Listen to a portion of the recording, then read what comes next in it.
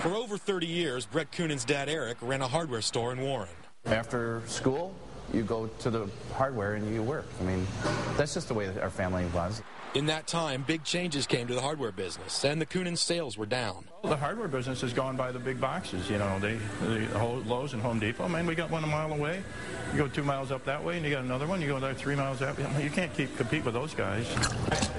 As the hardware business declined, the homemade beer scene in Michigan was taking off, with microbreweries popping up and home brewers looking for supplies. Kind of put 2 and 2 together as well. I have a hardware store that's not doing very well. I'm going to diversify a little bit.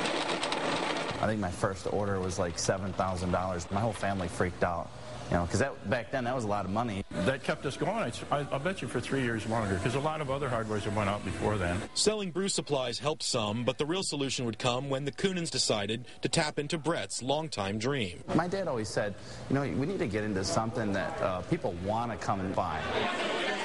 The boys came over and he said, Dad, we got a good idea. We want to put a microbrewery next door. It's easier to sell beer than nuts and bolts, I'll tell you that. For years, Brett had been experimenting with the chemistry of brewing, with many, many gallons of trial and error. In my basement, I made 12 gallons every Sunday. That's a you know, good amount of beer to go through.